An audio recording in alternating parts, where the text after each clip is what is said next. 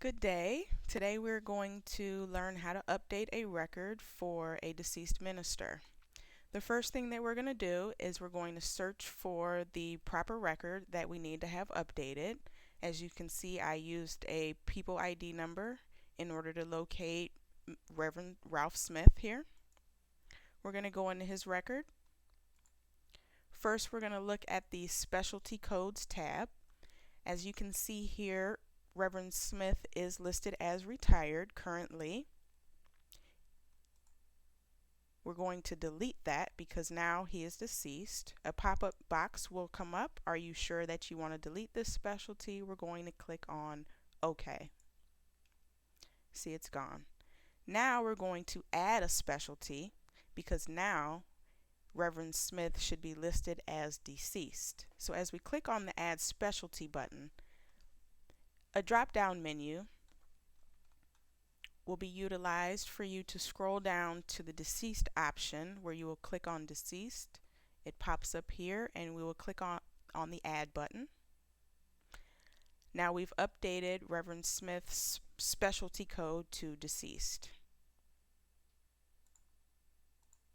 Now in the positions tab, this needs to be updated as well, simply because Reverend Smith is no longer the administrator at the Ohio Conference.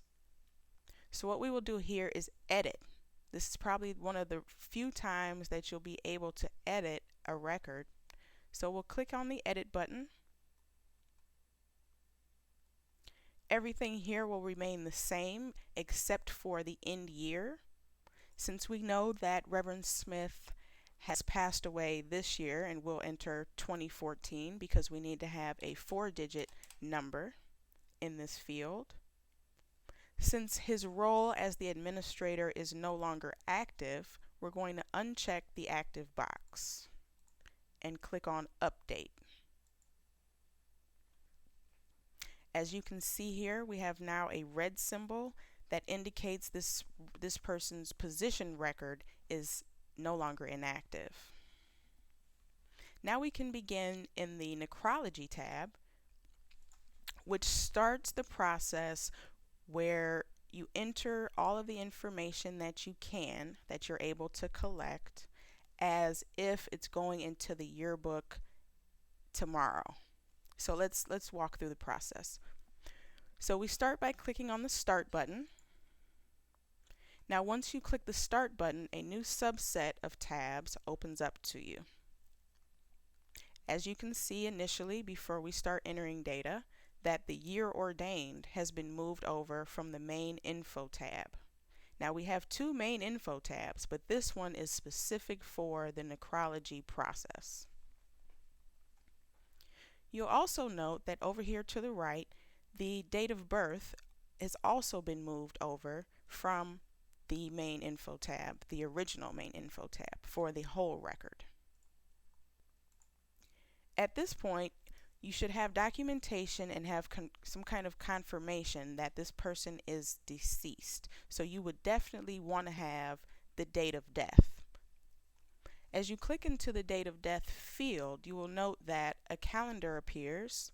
So you can scroll backwards, you can go forward, you can just click on the date that the person died, or you can type it in using your keypad and select enter. As we enter the date deceased, notice that the required box pops up at the bottom under documentation of death. Here is where you will provide that documentation. This can be in the form of many different ways. The pension boards, you can just simply write in the pension board sent out a notification. That would be an acceptable documentation of death. You noticed our required field little pop-up here just went away. You can also feel free to copy and paste. If you find an online obituary that you would like to add to this person's record, you can just simply highlight that obituary or the link to the obituary, and you can simply right-click using your mouse and select paste, and the full document and or link will appear in this text box. Now, we want to come back up here to the empty fields and fill in as much of the information as we can. This is let me put this back because it won't let me go back. It won't let me go forward. So let's put the pension boards here.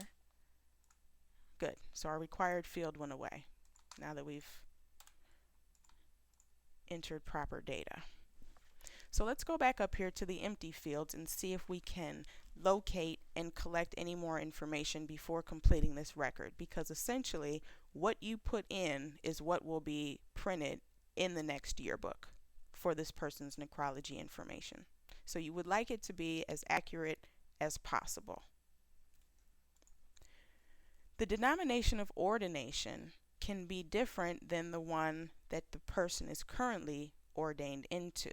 So say when Reverend Smith became ordained in before 2010, and he was originally ordained, we can say he was a Disciples of Christ minister. And where we can just say the city, the state, if they're out of the country, please include which country that this happened. So let's just put, we'll just put Cleveland, Ohio for now. The location of death, this can be found easily if there's an obituary or some type of notification of death. Usually that's the bare minimum information is the date, possibly the location, and the date of birth. So we'll say that the location of death, you can just type in the city of your choice, or actually the city and state that the death occurred. The location of the person's birth, so we'll say that they're born in Los Angeles, California, and we're going to click on the save button once we're sure that this information is accurate. Now, if you need to edit this information at all, or you need to change it, or you found information that contradicts what you have already on the screen, you can always come back and update this, as long as you do not press the complete button. We'll come back to that though. Let's move on to the Education tab. Here you get to add the full roster of education that the deceased person experienced in their life. As you press on the Add Education button, a pop-up will appear where you can enter the school name. Now, if the person went to, you can enter as many of these as you like. Let's just be clear. So let's say that he went to a community college initially, and he's gotten his associate's degree. If you can put the symbol or the abbreviation is what the abbreviation for the degree, that would be much appreciated. We need the 4-digit year that the person graduated from this school and completed this specific degree. And we'll click on Add. As you can see, a list will begin to form. It creates its own table. You can add as many of these as necessary. Let's do one for like a seminary. Let's put the abbreviation for Eden Theological Seminary. We'll say that he received his MDiv in 2000. We'll add that. So now you can see how the record is forming. This basically gives a history of this person's education for the yearbook. Let's move on to the Ministry tab.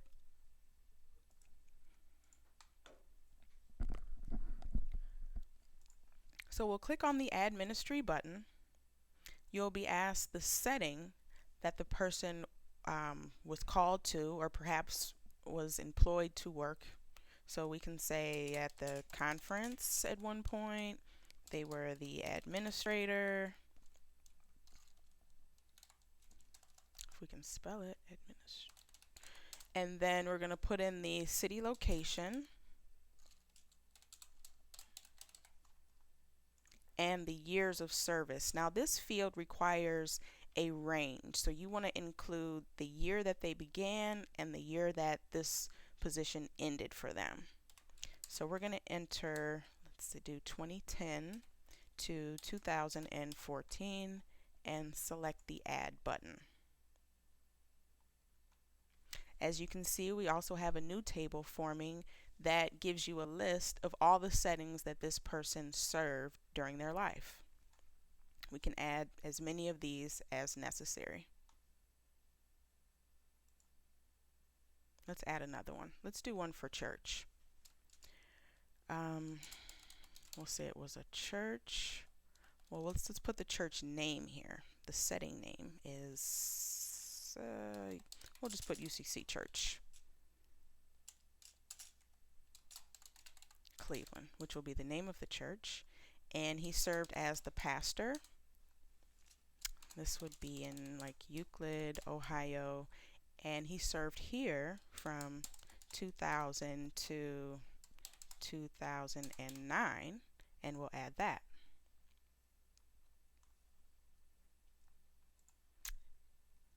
Okay. Now, if you're waiting on a piece of information as far as where another proof of the years of service, or you are confused on maybe the position and you need to look into this, or you need to call the church to confirm if the information is accurate before you complete the record, all you have to do is come out of this record. You can select Update in the Main Info tab here. When you go back to the necrology, you'll see that it's still active. At this point, you can still edit any of this information. You can continue to add information as you gather it, or you can just edit and fix any mistakes that you've entered up until this point.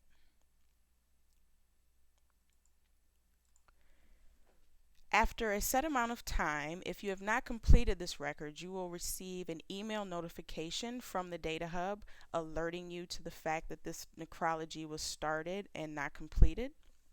At that point, you will want to make sure and look up any of the information that you have missed and fill in as much as possible. If you filled in everything that you possibly can and you feel that this record is completed as is and should go into the yearbook, press the complete button. Once you press the complete button, this person, Reverend Smith, his record will now be inactive to you in your search. So when